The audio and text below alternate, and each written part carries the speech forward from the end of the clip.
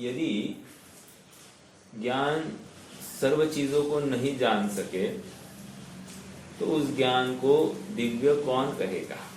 मेरे ख्याल से 37वीं 38वीं गाथा है समय प्रवचन सार की कि यदि ज्ञान सब कुछ जानने में असमर्थ है तो दिव्यम ते के परुवेंती, अर्थात उस ज्ञान को दिव्य कौन कहेगा। समझने की बात इतनी है, ज्ञान की जो अभिव्यक्ति आज सर्वज्ञ अवस्था में दिखाई दे रही है, उस अभिव्यक्ति का कारण और कुछ नहीं, स्वभाव की आराधना है, स्वभाव की सामर्थ्य का विश्वास है। जिस जिस जीव ने अपने स्व के ऊपर इस जाति का विश्वास रखा है, उस जीव को इस प्रकार के अद्भुत दिव्य फल की प्राप्ति हो गई है। और साथ साथ उसने अपने अकषाय स्वभाव को भी निर्णय करके उसमें प्रवृत्ति की है। अक्सर हम कषाय के मंदता के नाम पर कहो, ज्ञान अर्जन के नाम पर कहो, विशेष विशेष ज्ञान के यज्ञों में, यज्ञ मतलब स्वाध्याय आदि शिविरों में हम प्रवृत्ति करते हैं और वहां से ज्ञान की वृद्धि होने की कल्पना करते हैं। लेकिन सच बात यह है कि बाह्य अवलंबन से कभी भी ज्ञान की वृद्धि होती नहीं। जो भी आज तक इस जीव के ज्ञान की वृद्धि हुई है वो एकमात्र वीतराग विज्ञानता से हुई है, अर्थात स्वभाव की महिमा आए बिना स्वभाव की तरफ यह उपयोग झुकेगा नहीं, और स्वभाव की तरफ उपयोग झुका नहीं तो ज्ञान की वृद्धि असंभव है। एक बात और कहनी है, मेरे ख्याल से नियमसार की गाथा है, नियमसार की हमने क्रमबद्ध पर्याय के अनुशीलन में पढ़ी थी।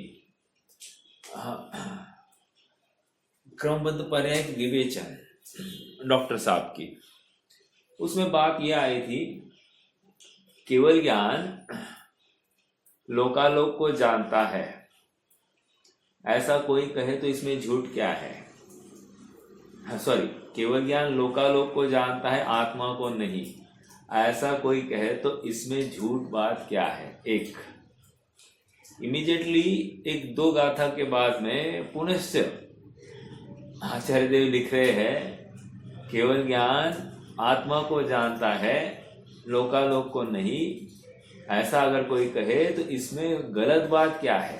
ये भी सही है, समझना क्या है। हाँ, केवल ज्ञान लोकालोक को जानता है या आत्मा को जानता है, कौन बताएगा।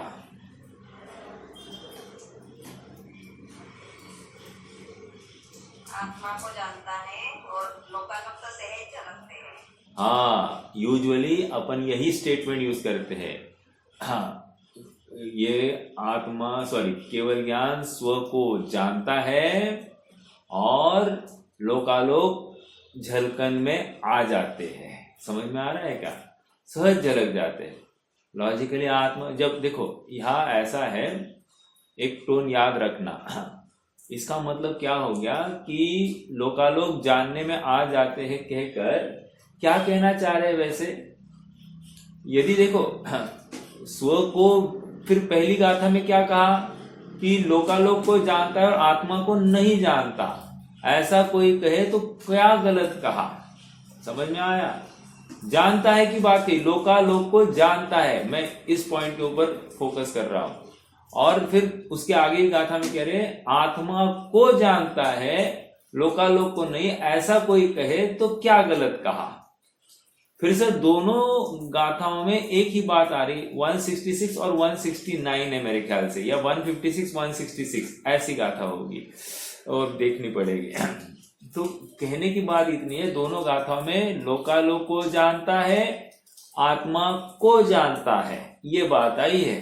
और बहन जी आपने कहा आत्मा को जानता है, लोकालोक सहज जानने में आ जाता है, प्रतिभास हो जाता है, ऐसा आपने कहा। देखो, जब भी हम कहेंगे आत्मा को जानता है तो उसके सामने इमीडिएटली लोकालोक को भी जानता है, यही लगाना, समझ में आया? लोकालोक को जानता ही है, ओके। और जब हम कहेंगे लोकालोक जानने में आया तो उस समय में आत्मा भी जानने में आया। समझ में आ रहा है क्या? दो बातें कह रहा हूं, लोकालोक जानने में आया ये क्या बात है, और आत्मा को जानता है या लोकालोक को जानता है, इसमें फर्क क्या है? कोई बताएगा? देखो, मैंने उसको जाना, मैंने राम को जाना, ठीक है, एक स्टेटमेंट। राम मेरे द्वारा जानने में आया, ये दूसरा स्टेटमेंट। क्या है फर्क? एक्टिव वॉइस पैसिव वॉइस है, अर्थात कर्ता और कर्म पलट गए, राइट। कहने की बात इतनी है कि आत्मा लोकालोक को जानता है, वो कर्तृवाची हो गया, और लोकालोक जानने में आया ये कर्मवाची हो गया। समझ में आ रहा है क्या? मैं इतनी बात क्यों कर रहा हूं? ये समझाने के लिए कि आत्मा का स्वभाव स्वपर प्रकाशी है, तो स्वपर प्रकाशी है कहकर मैं ये जताना चाह रहा हूं कि आत्मा अगर स्व को जान रहा है तो पर को भी जान रहा है, क्योंकि वो पर प्रकाशकत्व वो स्वभाव है आत्मा का। समझ में आया? हमको क्या लगता है कि पर जानने में आया ये ठीक है, लेकिन स्व को तो जानता है, ऐसा नहीं कहना है। मैं वही बार बार रिपीट कर रहा हूं, स्व को भी जानता है और पर को भी जानता है, ठीक है। और यदि हम कहेंगे कि लोकालोक जानने में आया तो आत्मा भी जानने में आया। क्यों? देखो, आपने जो कहा ना प्रतिभास होता है, तो लोकालोक का प्रतिभास होता है, आत्मा का क्या होता है? ज्ञान दर्पण पर आत्मा का क्या हो रहा है? आत्मा का भी प्रतिभास ही हो रहा है। समझ में आ रहा है क्या? इसलिए कोई हर्जा नहीं है जब हम कह रहे हैं कि लोकालोक जानने में आया तो आत्मा भी जानने में आया, ये कहने में, क्योंकि आत्मा भी वो ज्ञान दर्पण पर ही झलका है, ठीक है, एक बात। और जब हम कह रहे हैं आत्मा को जानता है तो लोकालोक को भी जानता है, ठीक है, क्योंकि ये स्वभाव की तरफ से बात हो गई, ठीक है। तो ये एक बात याद रखने योग्य है। देखो, एक उदाहरण और देता हूं। एक लकड़हारा डॉक्टर के पास पहुंच गया और डॉक्टर के पास पहुंचकर कहने लग गया, डॉक्टर साहब जल्दी इलाज करो। क्या हो गया? कैसे हो गया? तो वो कहने लग गया, मैं लकड़ी काट रहा था और पैर कट गया। बात क्या होनी चाहिए थी? मैंने पैर को काटा, बराबर, ऐसा होना चाहिए था। उसने क्या कहा? मैं लकड़ी काट रहा था और पैर कट गया। इसका अर्थ मालूम है क्या हो रहा है? बुद्धिपूर्वक, इच्छा पूर्वक वो लकड़ी को काटना ही चाह रहा था, पैर को नहीं। समझ में आ रहा है क्या?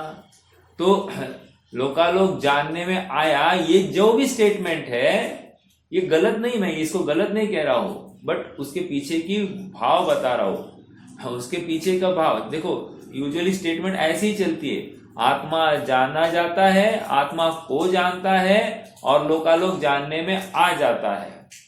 तो ये जो बात है ना, ये इसके लिए है क्योंकि बुद्धिपूर्वक आत्मा को ध्यान का उद्यम किया है, लोकालोक को जानने का उद्यम नहीं किया है, इसलिए लोकालोक जानने में आया, ऐसा कहते हैं। एक दूसरी बात, इस जीव को सबको जानने की बहुत इच्छा है, इसलिए सर्व को भोगू, सर्व को स्पर्श करूं, सर्व को सूंघू, सर्व को देखूं, सर्व को सुनूं, ऐसी इच्छा अनादिकाल से पड़ी है। इसलिए ये छूटने वाला नहीं है इसकी भी प्रतीति करा रहे। अर्थात तू आत्मा को ध्याएगा तो ये सब छूट जाएगा, ये बात नहीं है। इनफैक्ट तू इससे कई गुना जानना चालू कर देगा। ठीक है, तो इस बात को भी जताना है। किससे? कि भाई पर जानने में आया और थोड़ा दम कम करना है। पर की रुचि का दम कम करने के लिए पर जानने में स्वयं आ जाता है, जैसे आप कह रहे थे, लेकिन स्व को जानने का उद्यम किया जाता है क्योंकि स्व की तरफ उसका लक्ष्य ढलाना है। इसलिए उसको पुरुषार्थ करने के लिए, उसको स्व की रुचि कराने के लिए स्व को जाना जाता है और पर स्वयं जानने में आ जाता है, ऐसा कहा जाता है। समझ में आ रहा है क्या? एक बात ये हो गई, और एक स्टेटमेंट है, थोड़ा सा इसके ऊपर भी चर्चा करते हैं। ये सब क्रमबद्ध पर्याय के विषय में आए हुए हैं, आपको रिवीजन जैसा हो जाएगा, रिफ्रेश हो जाएगा, सर्वज्ञता को लेकर ही बातें हैं। देखो वहां पर एक स्टेटमेंट ऐसी आई है परमात्मा प्रकाश में कि यदि लोकालोक इससे और होते, अनेक होते, तो इस आत्मा उन सबको भी जान लेता। उदाहरण दिया वहां पर, जिस प्रकार कोई एक 15 फीट ऊंचा पेड़ है, उसके ऊपर एक बेल लिपट कर चढ़ गई है और उस पेड़ के शिखर तक वो चढ़ गई है। ठीक है, अब मान लो पेड़ और 5 फीट बढ़ गया तो बेल भी और 5 फीट बढ़ गई। ऐसा करते करते अब पेड़ 30 फीट का हो गया तो बेल भी 30 फीट की हो गई। इससे निष्कर्ष निकाला, जिस प्रकार वृक्ष के बढ़ने में बेल भी बढ़ी है, उसी प्रकार ज्ञान भी अगर विश्व अधिक होते तो ज्ञान भी बढ़ता। इस स्टेटमेंट का खंडन कौन करेगा और कैसे करेगा? तर्क देना है, तर्क।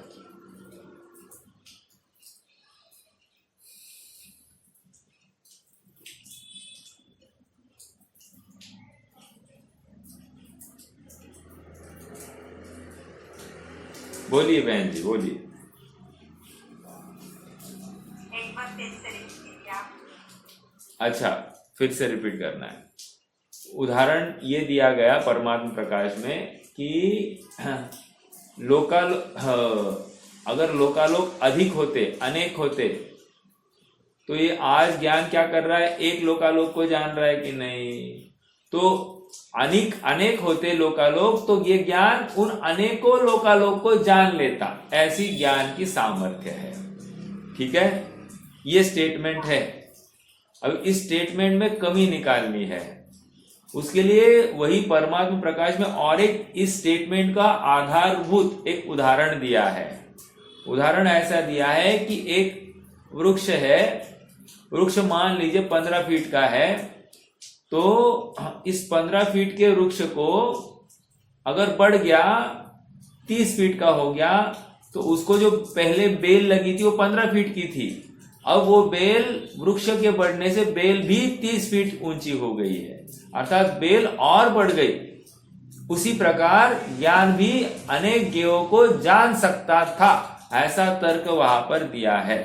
तो इस तर्क का सच्चा अर्थ कौन कर सकता है? एक मिनट, आप बोलिए, मैं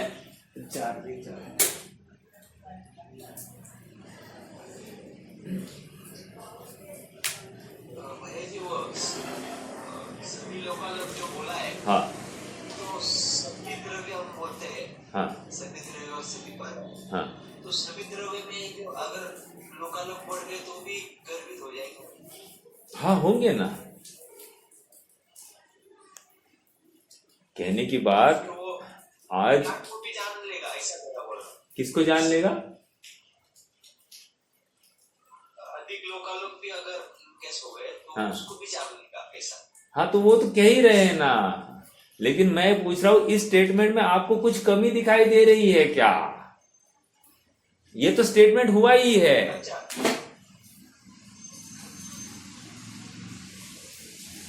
ज्ञान की तो सामर्थ्य ये ना कितना भी हो तो वो जान सकता रहेगा। हाँ, तो क्या हुआ अभी? अभी उदाहरण को थोड़ा सा अच्छे से देखिए। उदाहरण क्या दिया?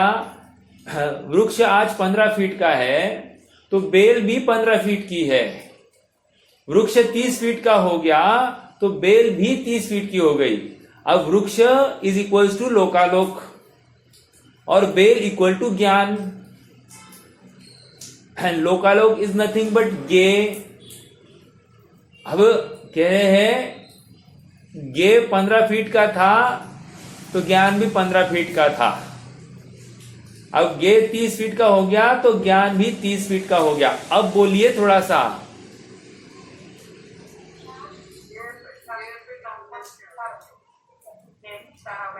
एकच आहे लोकांना एकच आहे त्यामुळे कसे नहीं, हाँ बोलिए बोलिए। हाँ, ज्ञान गे को लेकर हुआ है ऐसा सिद्ध हो जाएगा। तो फिर परमात्मा प्रकाश में इस गाथा का क्या अर्थ निकालना? फिर परमात्मा प्रकाश की गाथा का अर्थ क्या निकालना? फिर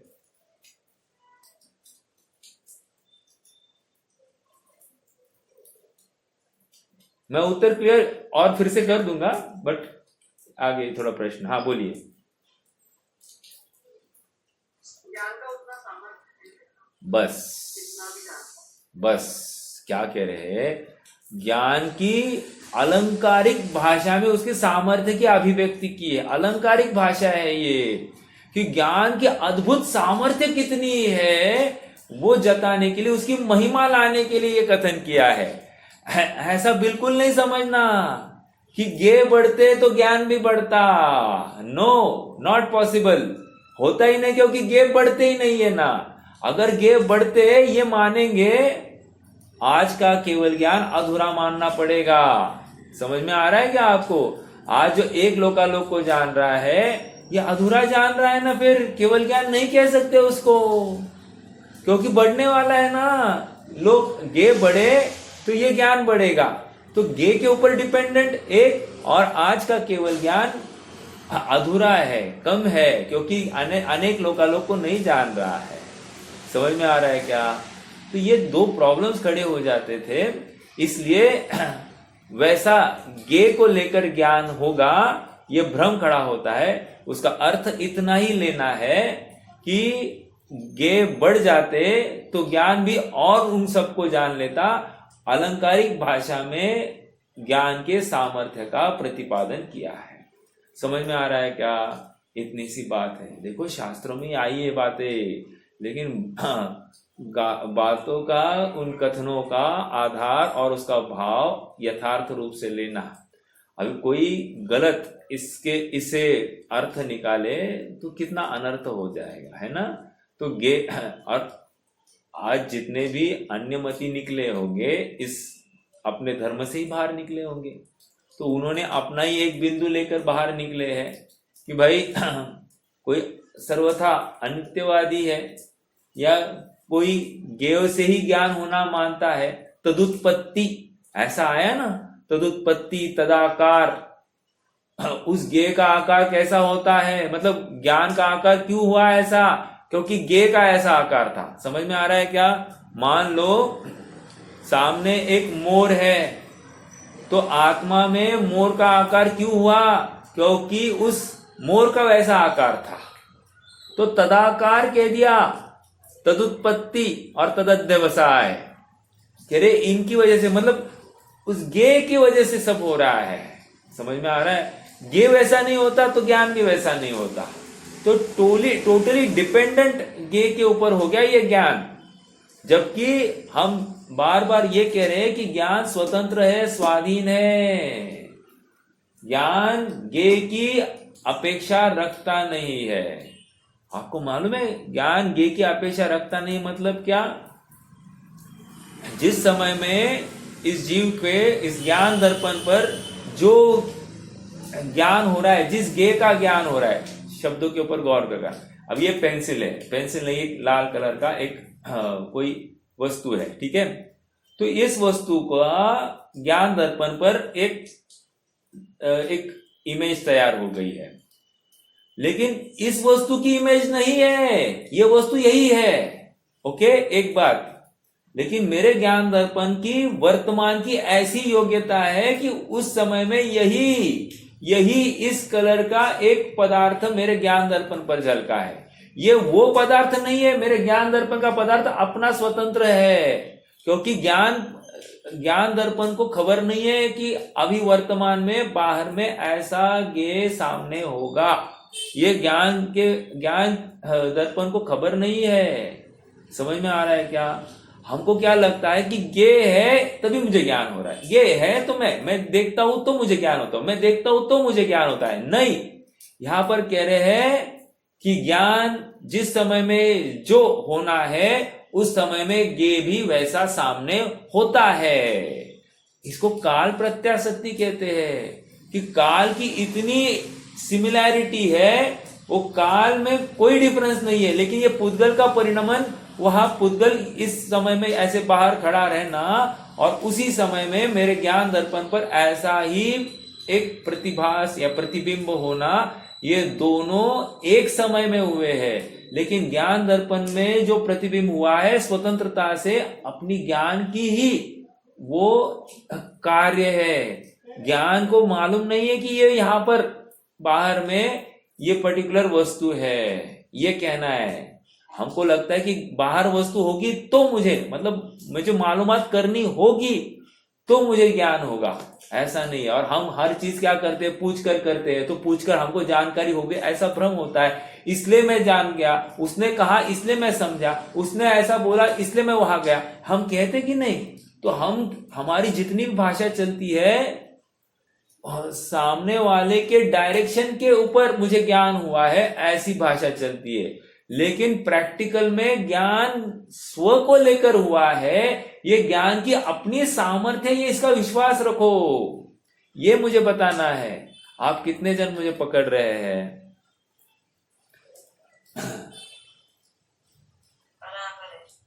क्या बराबर है? बोलिए, क्या कहा? सामर्थ्य है ना ज्ञान की ही सामर्थ्य है कि वो इतना जान सकता है। हाँ, जैसे अभी मैं बोल रहा हूं, राइट? मैं बोल रहा हूं और उसके बाद में आपको जानने में आ रहा है, ऐसे लगता है क्या? ऐसा नहीं है। मैं जिस समय में बोल रहा हूं ये शब्द तो मुखरित हुए हैं, राइट? लेकिन आपके ज्ञान दर्पण पर ऐसे ही शब्दों का प्रतिबिंब कर्णेंद्रिय के माध्यम से नहीं, ज्ञान दर्पण की अपनी योग्यता, ये शब्द ही उस ज्ञान दर्पण पर झलक गए हैं। ओके?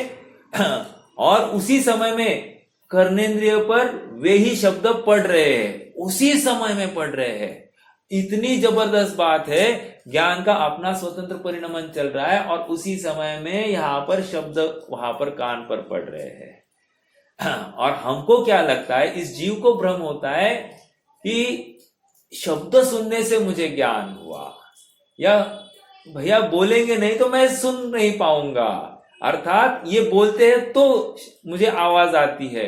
ये सब बातें हमको तदुत्पत्ति के रूप में भाषित होती है, और यहां कह रहे हैं तदुत्पत्ति नहीं है, वे स्व उत्पत्ति है, स्व से उत्पन्न हुआ है ये ज्ञान, ये समझा रहे हैं। ठीक है? तो ये ज्ञान की स्वतंत्रता, स्वाधीनता है। अब और एक बात देखिए, जीव स्व को जान रहा है, कोई प्रॉब्लम नहीं है। हर समय में अबाल गोपाल सबको सदाकाल अनुभूति स्वरूप भगवान आत्मा अनुभव में आ रहा है, बिल्कुल सही है। लेकिन फिर तकलीफ क्या है? तकलीफ कल भी मैंने कहा था, आज फिर से एक लाइन और ऐड करता हूं। तकलीफ ये है कि जब अनुभूति स्वरूप भगवान आत्मा अनुभव में आ रहा है तो ये भगवान आत्मा को कैसा देख रहा है? श्रीपाल, मनुष्य, देव, नारकी, इस फॉर्म में वो अपने आप को अनुभव कर रहा है, मैं ये हूं। अब मैं मतलब असमान जाति द्रव्य पर्याय से युक्त वो अवस्था को लेकर मैं पना वहां पर स्थापित हुआ है। और जबकि यहाँ कह रहे हैं कि वो अनुभूति स्वरूप भगवान आत्मा, अर्थात प्रत्येक समय में जो वेदन है, जानन है, वो जानन वो अलग चीज है, और बाकी जितना भी दिखाई दे रहा है रूपी पदार्थ वो अलग चीज है। ऐसा है भाई, तू नक्की कर। और फिर जो जानन है उस जानन में अपनत्व स्थापित कर। जो दिखाई दे रहा है प्लस जहां और जानने में आ रहा है, ये दोनों मिलकर ऐसी एक असमान जाति द्रव्य पर्याय ये जानती है। ऐसा जो तू कहता है ना, ये बात गलत है। समझ में आ रहा है? अब ये बाइफर्केशन इस जीव को करते नहीं आया तो भेद विज्ञान नहीं कर सकेगा। समझ में आ रहा है क्या? भेद विज्ञान के लिए ऐसा भेद करना, अन्य वस्तुओं को आत्मा से बाहर करना, पृथक करना, यही अभ्यास निरंतर चलते रहना चाहिए। समझ में आ रहा है क्या? सब ज्ञान की ही ये महिमा है। ज्ञान के बिना कुछ नहीं है। तो ज्ञान के माध्यम से ही इन सब बातों का निर्णय होता है। देखो, हम मान लीजिए आटा बनाने के लिए गेहूं निकाल रहे हैं। तो हम गेहूं जब निकालते हैं तो गेहूं को बीन कर लेते हैं कि नहीं?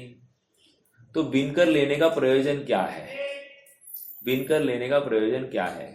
बीन कर लेने का प्रयोजन इतना ही है ना कि जो प्रयोजन भूत है उसको ले लूं और जो प्रयोजन भूत नहीं है उसको निकाल दूं। मान लो उसमें कोई पत्थर होगा, कचरा होगा, या उसमें कोई जीव उत्पत्ति हुई होगी। तो ऐसी अवस्था में एकदम अहिंसक ऐसी वस्तु बाजू को कर लूं और जिसमें जीव उत्पत्ति हुई या कचरा है जो बाधक है इस जीव को या हिंसा का कारण है, ऐसे पदार्थों को मैं पृथक करूं। बराबर है कि नहीं? तो उसी प्रकार यहाँ पर भी ज्ञान दर्पण में अनेक ज्ञेय झलक रहे हैं। अनेक ज्ञेय झलकते हुए भी मैं भी एक ज्ञेय हूं, वहां पर ये स्वीकार करना, ये समझना बहुत जरूरी है। अनेक ज्ञेयों को देखते देखते अपने ज्ञेयत्व को वो देखता ही नहीं है। ये इसकी सबसे बड़ी कमजोरी है, कमी है, और इसकी वजह से यह मिथ्या दृष्टि बना रहा है। समझ में आ रहा है क्या? क्योंकि फिर अपनत्व कहाँ करना? तो अपनत्व जहां जहां जो ज्ञेय अच्छा लगा उसमें अपनत्व करता है, उसका स्वामी बन जाता है। और जो ज्ञेय अच्छा नहीं लगा उनके प्रति द्वेष कर बैठता है, उनसे विरक्त हो जाता है। लेकिन यहाँ पर कह रहे हैं अपना चैतन्य स्वभाव, जब तुम अपने चैतन्य स्वभाव को ज्ञेय रूप देखोगे तो अन्य सब फीके पड़ जाएंगे। कैसे फीके पड़ जाएंगे? क्योंकि तुम्हें स्वभाव को जानने की रुचि हो गई तो अपने आप अन्य ज्ञेयों को जानने की अरुचि हुई, और जैसे अरुचि हुई है स्वभाव की जितनी रुचि उत्कट हो जाएगी उसी समय में ये भेद विज्ञान इस जीव को प्रकट हो जाएगा। समझ में आ रहा है क्या? यही प्रोसेस है। आइए आज आगे बढ़ना है। कौन सी शक्तियां चल रही है? कौन सी 6 शक्तियों की चर्चा करनी है? चलो बोलिए।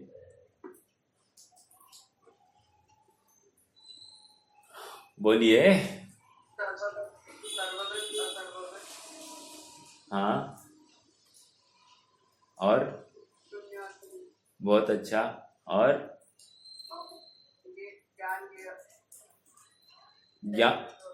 ज्ञान ज्ञेय अद्वैत और ज्ञान ज्ञेय द्वैत। ठीक है, बहुत अच्छा। तो इन 6 की बात करनी है। सब ज्ञान परक है। ठीक है, कोई ना कोई लॉजिक ही दिया जा रहा है। सब लॉजिक को देख लेते हैं। सर्वगत नय से हम देखते हैं तो हमको सर्वगत नामक एक धर्म आत्म वस्तु में दिखाई देता है, जो खुली आंख की भांति सबको देख लेता है, सब कुछ देख लेता है, सबको देख लेता है। समझ में आ रहा है? ये ऐसा ही एक आत्म वस्तु में धर्म है जो इस जीव को सब कुछ देखने में कारगर है। वो वही कार्य कर रहा है, सब कुछ देखता है, देख सकता है।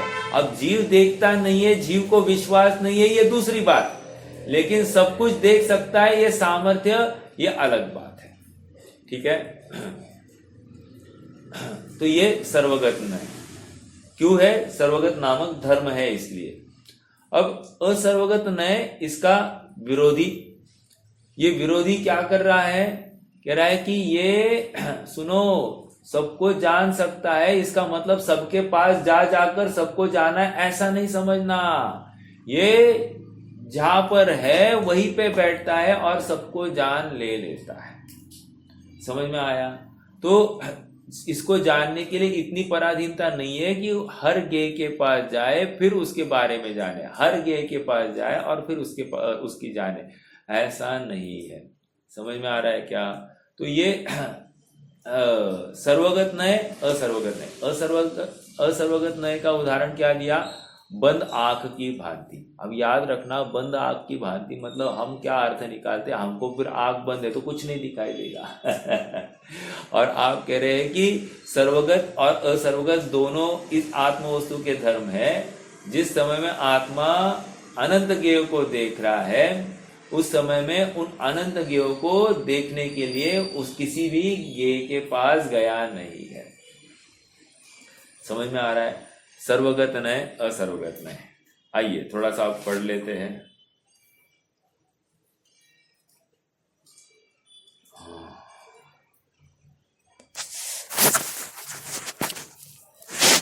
नय ने क्या कहा? सबको जाना। और असर्वगत ने कहा सबको जानते हुए वो कहीं गया नहीं, सबको जानने के लिए कहीं गया नहीं, वो यहीं पे बैठा है। समझ में आया? तो ये असर्वगत नामक धर्म।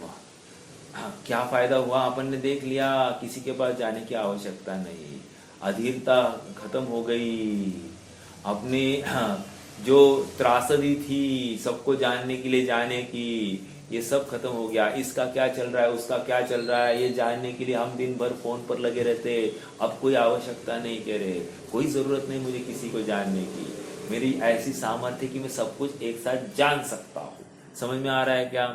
अब किसी को कह रहा है नहीं नहीं अब भी जानना है, अब भी जानना है, तो भाई अब भी जानने के लिए वैसे तुम आत्मा को ध्याओ, उसका विश्वास करो, अपने आप तुम्हारी सामर्थ्य बढ़ जाएगी। देखो सामर्थ्य बढ़ने के लिए क्या करना? अवधि ज्ञान प्रकट हो जाएगा। अवधि ज्ञान बढ़ने के बाद में क्या होगा? मनपर्यय प्रकट हो जाएगा। सब कुछ मन का भी जानेगा, पुद्गलों को भी देखेगा, सब जानेगा, सब जानेगा। Very good, very good. तो इसका मतलब तुम्हें तो आत्मा का आश्रय लेना आवश्यक है। हाँ सुन, लेकिन अगर सबको जानने की इच्छा से तू आत्मा का आश्रय लेने की ठानता है तो कह रहे तुझे पाप बंद होगा। क्यों? क्योंकि ये विकल्प है ना, तो आत्मा आएगा ही नहीं ध्यान में, आत्मा दृष्टि में आएगा ही नहीं, क्योंकि विकल्प जब तक है सबको जानना है, सबको जानना है इसलिए आत्मा को जान रहा हूं, सबको जानना है इसलिए आत्मा को जान रहा हूं। तो सुन, सब तो जानने में आएंगे नहीं, स्व भी जानने में नहीं आएगा। समझ में आ रहा है? हाँ, सर्वगत और असर्वगत। आगे चलिए, अब क्या कह रहे हैं?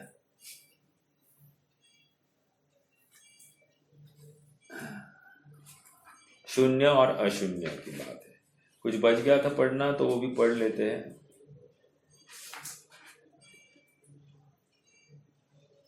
हाँ, पेज नंबर 282 पर आ जाइए, 282।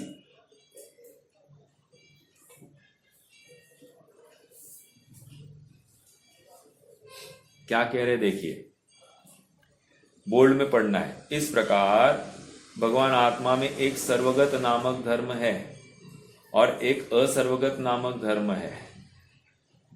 आत्मा के सर्वगत धर्म की को अथवा सर्वगत धर्म की ओर से आत्मा को देखने वाले नय को सर्वगत नय और असर्वगत धर्म की को या असर्वगत नामक धर्म की ओर से आत्मा को देखने वाले नय को असर्वगत नय कहते हैं। इसी बात को इस प्रकार भी कहा जा सकता है कि आत्मा सर्वगत नय से सर्ववर्ती है। अंडरलाइन दिस, आत्मा सर्वगत नय से सर्ववर्ती है और सब में व्याप्त रहने वाला है और व्याप्त रहने वाला है, और असर्वगत नय से आत्मा आत्मवर्ती है और अपने में ही रहने वाला है, अपने में ही व्याप्त होने वाला है, सब में नहीं। अब फिर से प्रश्न खड़ा हुआ, सच बोलो, व्याप्ति कहाँ है? पर में व्याप्ति है या स्व में व्याप्ति है? तो कह रहे भाई पर में व्याप्ति काय की अपेक्षा लेना और स्व में व्याप्ति काय की अपेक्षा लेना, कौन बताएगा? हाँ निकाल दो। पर में व्याप्ति किसकी अपेक्षा है, क्या अपेक्षा रहती है वहां पर? हाँ बट लोकालोक में व्याप्त हुआ कह रहे हैं ना ये ज्ञान, तो लोकालोक में व्याप्त हुआ मतलब क्या?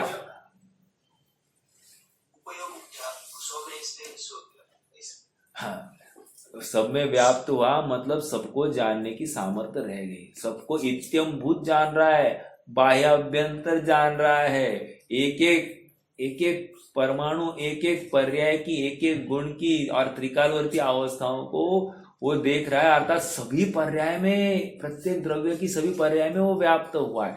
व्याप्त हुए बिना उनको जान नहीं सकता। समझ में आ रहा है क्या? इतना फैला है। वो एक बात आती है ना, जहां न जाए गाड़ी वहां जाए मारवाड़ी, समझ तो ऐसी एक बात चलती है या तो कहने की बात ऐसी है कि जहां न जाए रवि वहां जाए कवि, ये भी एक आती है कि सूर्य भी जहां तक नहीं जा सकता है वहां कवि जा सकता है। उसी प्रकार यहाँ कह रहे हैं जहां कोई नहीं जा सकता वहां ज्ञान जा सकता है। ऐसी कहाँ जा सकता है? कह रहे आकाश में भी जा सकता है, अलोकाकाश में भी जा सकता है, अरे अनंत अनंत लोकाकाश के अंत तक जा सकता है, वहां पर भी मेरा ज्ञान व्याप्त है, ऐसा समझना। सर्वगत नय के माध्यम से। हाँ बोलिए। ना ना ना ना ना ना ना हाँ वो ज्ञान कहाँ तक फैल सकता है? ओ मतलब इस सर्वगत की बात कह रहे हैं ना, फैल सकता है अर्थात कहाँ तक कि जान सकता है, ये कहना है। तो जानने के लिए उसको व्याप्त होना पड़ेगा, और व्याप्त होना मतलब ज्ञान सबके पास बिना गए। और सर्वगत ने हाँ सबको जान सकता है, सर्वगत ने जहां पर है वहीं पे बैठ के सबको जान सकता है। हाँ बोलिए। जैसे हम अभी सिद्ध अवस्था पढ़ते हैं, तो सिद्धालय ऐसा है, तो उसको इमेजिन करना, अनुमान करना, वो भी वहां पे भी आत्मप्रत्यय जाता है। ना फिर से आप गलत ले रहे ना। सुनिए नहीं हाँ आत्म प्रदेश जाते नहीं है। सुनिए आपने जो स्टेटमेंट किया ना थोड़ा गलत किया। आत्म प्रदेश के जैसे अभी सिद्धों को सुन रहे हैं अपन, सिद्ध की बात कर रहे हैं, वहां क्या व्यवस्था है ये सब अनुमान कर रहे हैं, तो इसके लिए आत्म प्रदेश वहां जाते नहीं है, लेकिन कह रहे वहां का ज्ञान हो रहा है, इसका मतलब आत्मा उस क्षेत्र को व्याप रहा है। समझ में आया? अभी अनुमान के स्तर पर व्याप रहा है। जब केवल ज्ञान होगा ना तो उस समय में आत्मा प्रत्यक्ष उस पदार्थ को व्यापेगा, त्रिकाल उसकी अवस्थाओं को व्यापेगा अर्थात उसको जानेगा। बस व्यापेगा मतलब जानेगा, इतना ही समझना। और यहां पर असर्वत नय से आत्मा में ही व्याप्त है, अर्थात अपने चतुष्टय के बाहर निकलता ही नहीं है। असर्वगत नय, समझ में आया? और जो व्याप्त करता है ये कथन आ रहा है, वहां ज्ञान के जानने की अपेक्षा उसकी व्याप्ति समझना। ज्ञान ऐसा कोई भी वस्तु नहीं है कि ज्ञान उसको जान नहीं सकता, और जानने के लिए उसको व्यापना पड़ेगा। समझ में आ रहा है क्या? तो ज्ञान के द्वारा इस प्रकार व्यापा जा सकता है, लेकिन ज्ञान वहां पर गया नहीं, याद रखना इस बात को। ठीक है?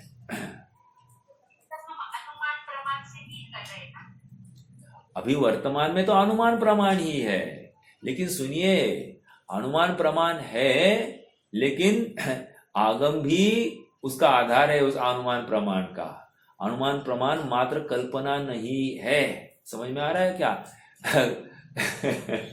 क्योंकि अनुमान प्रमाण से तो अन्यमति भी हो, शंकर पार्वती आदि विष्णु ब्रह्मा विष्णु महेश आदि की कल्पना कर रहे हैं, वो अनुमान से ही तो कर रहे हैं। समझ में आ रहा है क्या? वे भी उत्पाद व्यय और संहार की बातें कर रहे हैं, ठीक है, बट वे कहते हैं कि ठीक है ये सब है, बट अभी मुझे कहीं ना कहीं मेरी आस्था रखनी पड़ेगी ना, तो इन्हीं को भगवान मान लो। क्या कह रहे हैं वो? कि कि ब्रह्मा विष्णु महेश को ही मैं भगवान मान लूं, एंड दे इमेजिन कि ये भगवान हो सकता है। इमेजिन मतलब अनुमान ही तो किया है, बट ऐसी कोरी कल्पना के आधारभूत मेरा अनुमान नहीं है।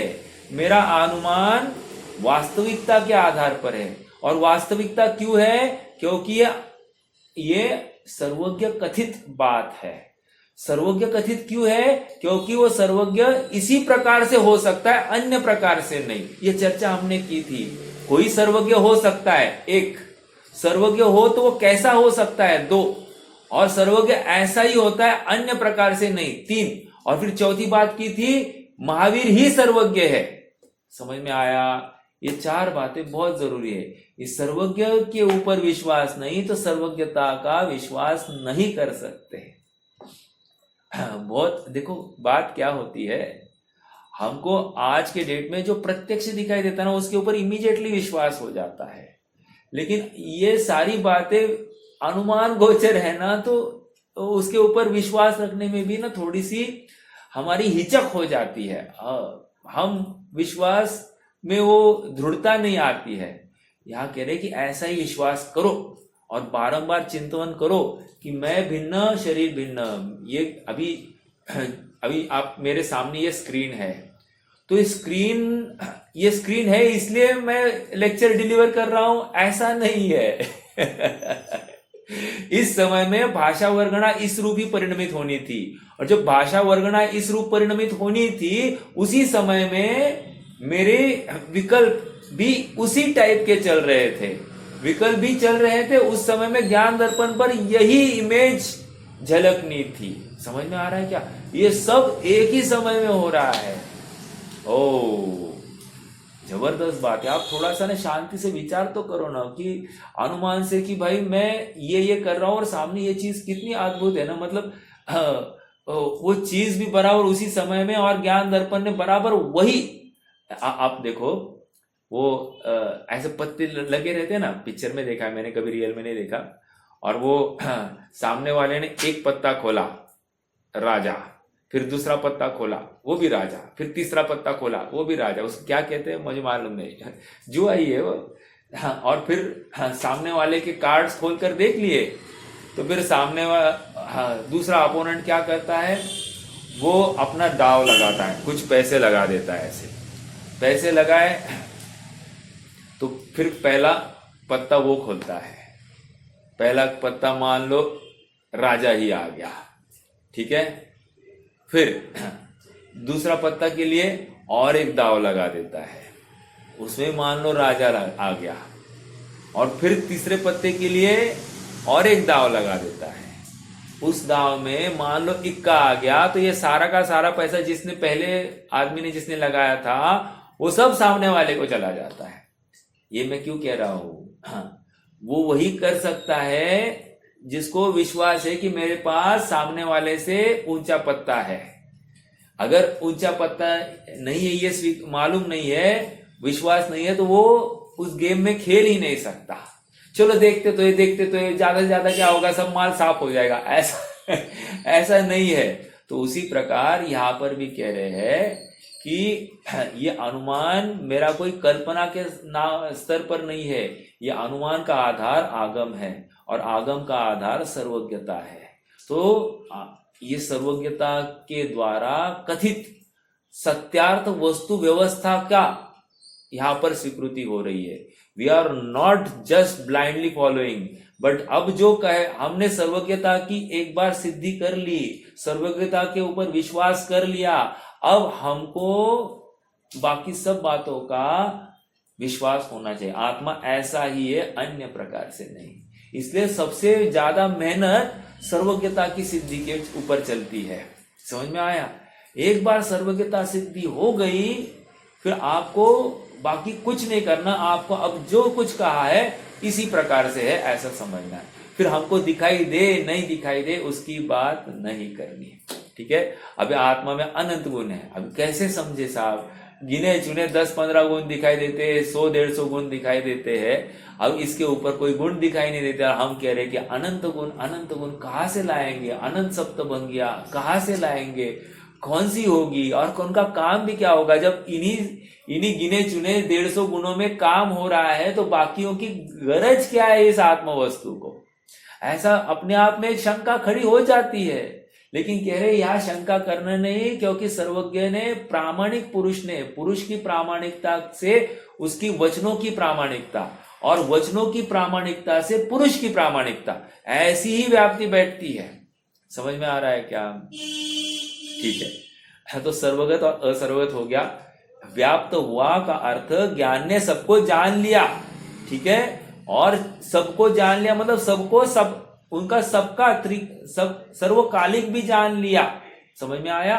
और उनके सर्व भावों को भी जान लिया, सर्वकालिक भी जान लिया और सर्व भावों को भी जान लिया। ऐसी ज्ञान की व्याप्ति हो गई। सर्वकालिक भी जान लिया, सर्व भावों को जान लिया, फिर द्रव्य को जाना कि नहीं? बिल्कुल, द्रव्य को भी जान लिया। तो उसके क्षेत्र को भी जाना कि नहीं? उसके क्षेत्र को भी जान लिया। समझ में आ रहा है क्या? अर्थात उसने उसके सामने वाले ज्ञेय के चतुष्टय को जान लिया, अर्थात उसको व्याप्त कर लिया। ऐसा यहाँ का स्टेटमेंट का अर्थ है एक। और जो दूसरा असर्वगत नय की बात चल रही है, आत्मा में ही व्याप्त है, ये कहकर क्या समझाना चाह रहे हैं कि आत्मा अपने प्रदेशों के बाहर निकलता ही नहीं है। समझ में आ रहा है क्या? किसी अन्य को स्पर्श कर ही सकता नहीं है, ऐसा कह रहे हैं। ठीक है, तो ये असर्वगत नय की बात। अब देखो प्रश्न है नीचे, जिस प्रकार खुली आंख देखती है, पढ़ा था है ना, जिस प्रकार खुली आंख देखती है बंद आंख नहीं देखती, उसी प्रकार सर्वगत नय से आत्मा सबको देखता जानता है और असर्वगत नय से सबको देखता जानता नहीं है। ऐसा सीधा सा अर्थ क्यों नहीं लेते? असर्वगत नय से क्या कह रहे? सबको देखता जानता नहीं है, और सर्वगत नय से सबको देखता जानता है। ऐसे परस्पर विरुद्ध, ये परस्पर विरुद्ध नहीं, ये विरुद्ध ही कथन है। समझ में आ रहा है क्या? और ये धर्म में परस्पर विरुद्ध प्रतीत होने वाले धर्म है, प्रतीत हो रहे हैं लेकिन विरोधी नहीं है। और ये अभी जो कार्य बताया परस्पर विरुद्ध नहीं, ये विरुद्ध ही कार्य हो गया। देखो उत्तर, इन दोनों नयों के माध्यम से आचार्य देव पर को जानने और नहीं जानने की बात नहीं बताना चाहते, अपितु आत्मा के स्वभाव की इस विशेषता को स्पष्ट करना चाहते हैं। क्या है विशेषता? कि वह अपने आत्म प्रदेशों में स्थिर रहकर भी लोकालोक के संपूर्ण पदार्थों को जान सकता है, जान सकता है, ठीक है, देख सकता है। संपूर्ण लोक को देखने जानने के लिए उसे संपूर्ण लोक कहा गया। संपूर्ण लोक को देख जानकर भी आत्म प्रदेशों से बाहर नहीं जाता। भगवान आत्मा का ऐसा ही स्वभाव है। आत्मा के इस स्वभाव का प्रतिपादन ही दोनों नयों का मूल प्रयोजन है। मैं स्किप कर गया क्या? संपूर्ण लोक को देखने जानने के लिए उसे संपूर्ण लोक में जाने की आवश्यकता नहीं। तात्पर्य यह है कि भगवान आत्मा अपने में ही सीमित रहकर भी, अपने में सीमित रहकर भी मतलब अपने में व्याप्त हुआ या सत्यार्थ रूप से व्याप्त हुआ। समझ में आया क्या? अपने स्वचतुष्टय में ही रहा तो ये तो सत्यार्थ व्याप्ति हो गई, लेकिन दूसरों को जाना, ये सत्यार्थ इसलिए कहा जा रहा है कि सब जानने में आ रहे हैं। इसका मतलब उनमें प्रवेश कर गया, ये बिल्कुल नहीं लेना। समझ में आया? जानना इज एज गुड एज प्रवेश किया, एज गुड एज प्रवेश किया, लेकिन प्रवेश नहीं किया है। ठीक है, चलो। अतः यह उदाहरण में खुली आंख और बंद आंख की बात कही है। उसका अर्थ आचार्य देव को मात्र इतना ही अभिष्ट है कि खुली आंख चारों ओर घूमती है और बंद आंख अपने में ही रहती है। बस इतना सा उदाहरण का अर्थ लेना, नहीं तो उदाहरण में आप वहां पर स्पष्ट आंख बंद है तो कुछ नहीं दिखेगा, ऐसा अगर कहेगा तो तकलीफ हो जाएगी। क्यों? आंख खुली है तो दिखता है और आंख नहीं खुली है तो कुछ नहीं दिखता है, ये कहेंगे तो तकलीफ हो जाएगी। क्योंकि जिस समय में आंख खुली है, उसी समय में आंख बंद भी है, और उसी समय में सब कुछ जानने में आ रहा है, और उसी समय में अपने में ही बैठा है। ये बात चल रही है। ठीक है, अब देखो आगे। सर्वगत नय, अभी अगला 20-21 हो गए अपने। सर्वगत नय, अरे ये किया हाँ, सर्वगत नय और असर्वगत नय की चर्चा के उपरांत अब शून्य नय और अशून्य नय की चर्चा चलेगी। क्या है शून्य नय और अशून्य नय? शून्य नय ये कहता है आत्मा ज्ञेय से शून्य है, और अशून्य नय क्या कह रहा है कि आत्मा ज्ञेय से भरा पड़ा है। तो सत्य बात बोलो ना साहब, ऐसे क्यों आप हमको दो बातें कहकर हमको मतलब उलझाते हो? देखो अन्यमति यही बात समझ नहीं पाए, इसलिए वो कह रहे ये शायदवाद नहीं, ये शायदवाद है। शायद मतलब शायद ऐसा होगा, हाँ, कन्विक्शन नहीं है इनको, इसलिए ऐसा भी हो सकता है, ऐसा भी हो सकता है। दोनों पॉसिबिलिटीज की बातें करें, पॉसिबिलिटीज नहीं, ऐसा ही है। जिस समय में ज्ञेय से शून्य है उसी समय ज्ञेय से भरा पड़ा है।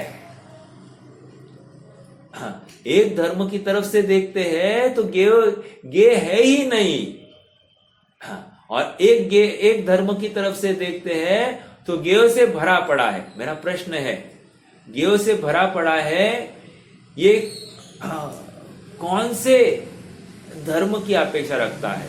ये तो है ही कौन सा कि अशून्य नामक धर्म से, उसमें ज्ञेय है ही है, ये मैं बोल दिया। लेकिन ज्ञेय से भरा पड़ा है ये कहने का और एक आधार कोई बोल सकता है क्या? मैं ना द्रव्य न,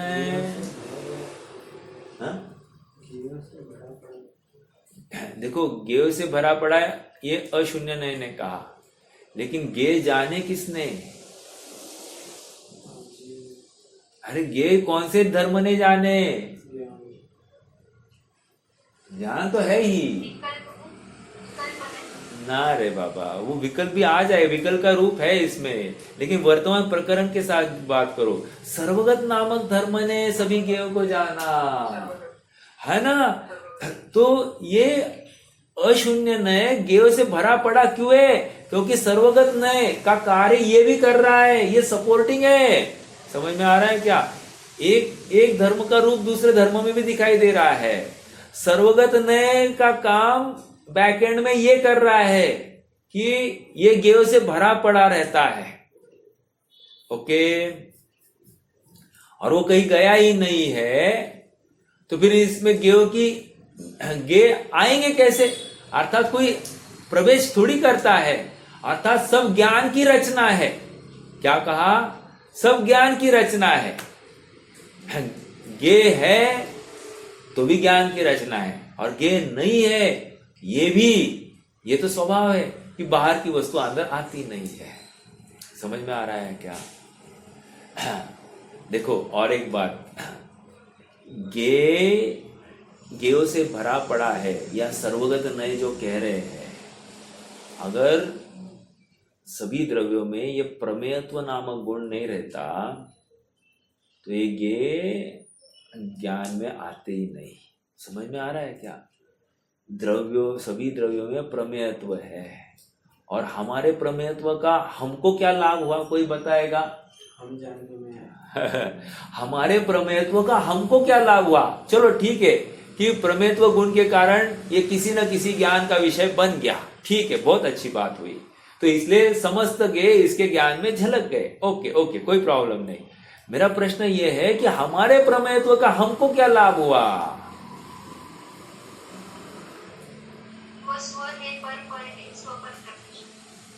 अरे नहीं रे बाबा, स्व में है। हाँ, मैं स्व भी जानने में आया, ये मेरे प्रमेयत्व गुण की वजह से हुआ। अगर मुझ में प्रमेयत्व गुण नहीं होता तो मुझे वो जानने में नहीं आता, मेरा स्वपना। ये कह रहे हैं। समझ में आ रहा है? पर जानने में आया, वो पर का प्रमेयत्व गुण था, पर में प्रमेयत्व गुण था, इसलिए पर मैं जान सका। और स्व में इसलिए जान सकता हूं क्योंकि मेरे स्व में भी एक प्रमेत्व नामक गुण है जो मुझे स्व को देखने की मदद करता है, देखने में मदद, अतः स्व को ज्ञेय रूप करने की मदद करता है। स्व भी एक ज्ञेय है और पर भी एक ज्ञेय है, और एक समय में स्व ज्ञेय तथा पर ज्ञेय दोनों जाने जाते हैं, और उतने ही सामर्थ्य से। समझ में आ रहा है क्या? नहीं पहले उसको जानू, फिर इसको जानू, फिर इसको जानू, फिर उसको जानू ऐसा क्रम नहीं है। ये हमारे छद्मस्तों के ज्ञान में ऐसा क्रम पड़ सकता है, पहले इसको फिर बाद में उसको, वहां पर कोई क्रम नहीं पड़ता। वाह, जबरदस्त है ना। ये मेरी स्वभाव संपदा है। एक अच्छा शब्द है लक्ष्मी। लक्ष्मी ये शब्द जो होता है ना, वो लक्ष्म धातु से बनता है, लक्ष्म धातु। अब लक्ष्म धातु क्या है? वो वैभव का परिचायक है, और लक्षण ये शब्द भी ना लक्ष्म धातु से ही बना है, वो भी वैभव संपदा का ही परिचायक है। कहने की बात, ये मेरी स्वरूप संपदा है, ये मेरा लक्षण है ना। इन लक्षणों के माध्यम से ही मुझे मेरी महिमा आनी चाहिए। मैं पर रूप होता नहीं, पर मुझ रूप होता नहीं, ये मेरी स्वरूप संपदा है। जबकि जीव बहुत दुखी हो जाता है, अरे पर मेरा नहीं हो सकता मेरा कोई साथ नहीं दे सकता, कोई साथी ना रहा। ये सब जो गाते एकदम दर्द भरे गाने गाता है, वो दुखी हुआ है, जबकि यह स्वभाव था। समझ में आ रहा है क्या? हम भी उन गानों में अपना भी ताल लगा लेते, कोई हमदम ना रहा। अरे भाई साहब कोई हमदम नहीं रहा, ये बहुत अच्छी बात है, तेरी स्वरूप संपदा है। अगर कोई तुम्हारे में प्रवेश कर जाता तो कितनी बड़ी दिक्कत हो जाती है। चलिए, तो ये शून्य ने अशून्य ने, अरे समय भी हो गया है, अपन कल इसकी चर्चा प्रारंभ कर लेंगे, शून्य अशून्य की। ठीक है, आज के लिए रुक जाते हैं।